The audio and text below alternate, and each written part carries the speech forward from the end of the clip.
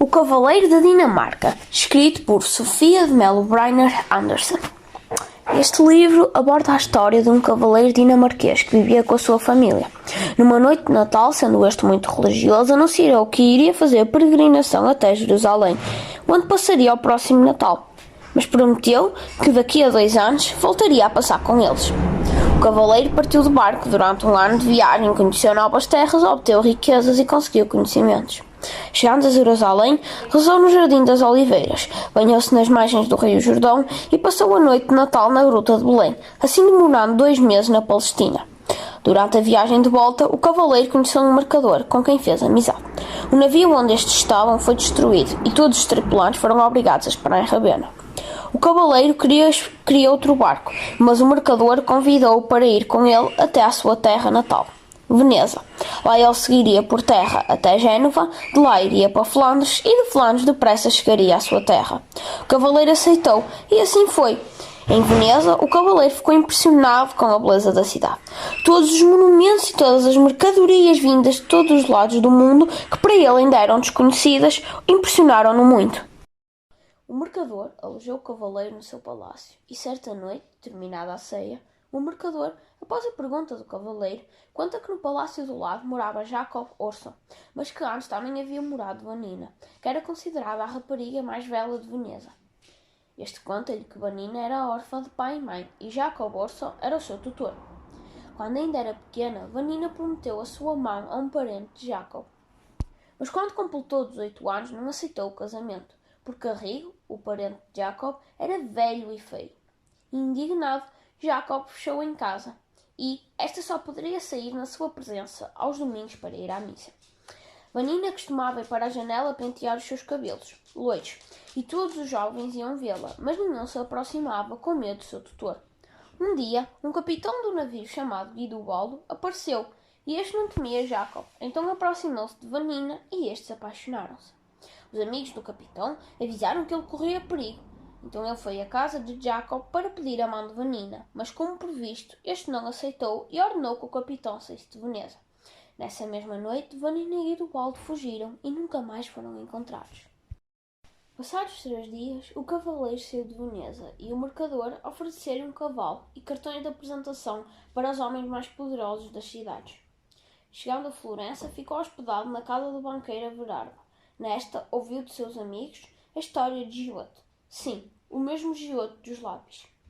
Aqui foi contado que Cimabue, um dos primeiros pintores de Itália, quando voltava de uma das suas viagens, encontrou muitos belos desenhos e percebeu que estes pertenciam a uma criança de 12 anos, chamado Giotto, que estava com o seu rebanho. Este, então, pergunta se Giotto queria ser seu discípulo e um grande pintor. E assim foi. A cada dia, Giotto surpreendia mais seu mestre, e então tornou-se o mais célebre pintor daquele tempo. Durante a história de Giotto é citado Dante, e então, como também não sabia quem era Dante, o cavaleiro pergunta quem aquele era. E então, é-nos dito que quando era criança, Dante apaixonou-se por Beatriz. Ela era a criança mais bonita de Florença, e Dante amou-a desde sempre, mas em plena juventude, Beatriz morreu. E para esquecer o desgosto, começou uma vida de loucuras e erros, até que, dia 8 de abril de 1300, enquanto andava perdido numa floresta, apareceram um leopardo, uma loba e um leão. Dante então viu uma sombra, e esta dizia ser Virgílio, um poeta morto há mais de 1000 anos. E diz que veio da parte da sua amada Beatriz para o guiar até o lugar onde ela estava.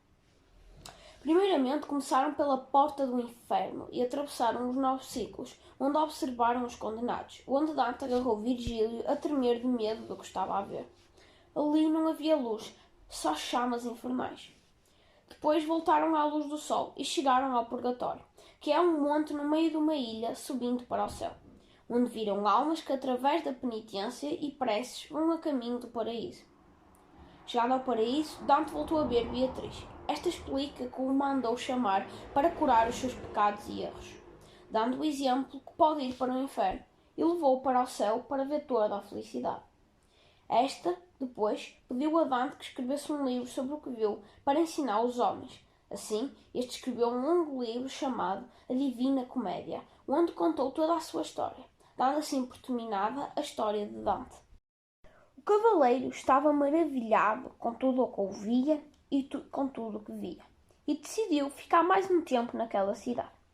Passado um mês, o banqueiro queria que ele se associasse aos negócios, mas o cavaleiro queria voltar para a sua família para cumprir a promessa que tinha feito.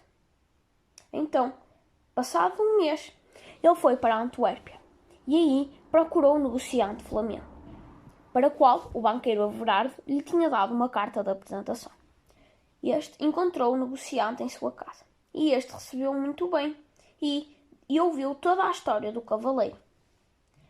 Após algum tempo, bateram à porta e o negociante foi abrir. E na sala entrou um dos capitães de navio do negociante. O negociante pediu para que ele contasse as suas histórias, e assim foi. O capitão conta, quando era mais novo, seguiu a carreira de marinheiro, viajando por todos os portos da Europa. Mais tarde, alistou-se nas expedições portuguesas, que navegavam para o sul, à procura de novos países. Foi assim para Lisboa e embarcou numa caravela que partia a reconhecer e explorar as costas de África. Durante a navegação, observaram as paisagens africanas, onde foram vistos por vezes, eram recebidos com flechas envenenadas ou eram acolhidos com festa. Porém, havia paragens que já conheciam, porque negociavam com os africanos.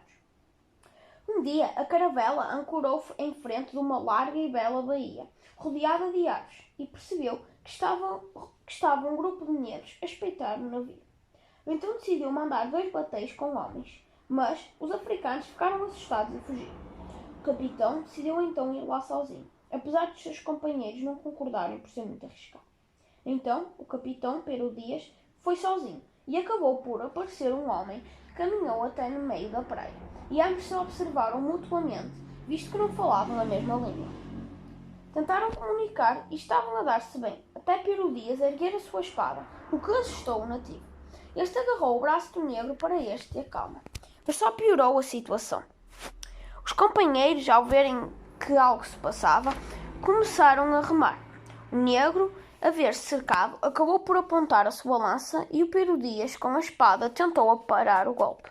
Mas ambos caíram mortos. Os marinheiros, ao verem estes mortos, perceberam que, apesar de serem tão diferentes, tinham o sangue da mesma cor. Foram assim sepultados naquela praia e entre os dois foi feita pelos seus companheiros uma cruz com a espada e a lança. No dia seguinte, o cavaleiro falou com o negociante, a dizer que queria um navio para a Dinamarca. Mas o negociante respondeu que por esta altura que não havia navios, já que todos estavam com medo dos gelos e dos temporais. Esta notícia deixou o cavaleiro muito triste, mas, como já estava atrasado, partiu a cavalo e no dia 24 de dezembro, véspera de Natal, chegou à região onde ficava a sua casa. Aqueceu-se na casa de uns lenhadores na floresta e, quando já estava a anoitecer, partiu com a intenção de cumprir a sua promessa. Mas o escuro e a neve, que entretanto tinham caído, apagaram todos os trilhos dos caminhos e o cavaleiro perdeu-se. Na noite escura, onde apenas eram distinguidos os olhos dos lobos e se ouvia o som de um urso, o cavaleiro pediu aos animais uma trégua, naquele dia santo, e eles afastaram-se. Por isso, o cavaleiro fechou os olhos e fez rezas a Deus. Quando abriu os olhos, viu de longe uma claridade e pensou que era uma fogueira feita por algum dos lenhadores. Mais animado, continuou com a sua viagem e, ao aproximar-se, verificou que a claridade, que se tornava cada vez mais intensa, iluminava tudo. Foi então que o cavaleiro viu, muito surpreendido, com a sua casa e com o grande pinheiro do seu jardim iluminado, que os anjos tinham enfeitado com milhares de estrelas para lhe mostrar o caminho. Foi assim que nasceu a tradição do pinheiro de Natal, decorado e iluminado, que a família do cavaleiro, em memória daquela ajuda divina, passou a fazer todos os anos. Da Dinamarca, este costume espalhou-se para todo o resto do mundo, e agora a árvore de Natal é um dos maiores, se não o maior símbolo do Natal.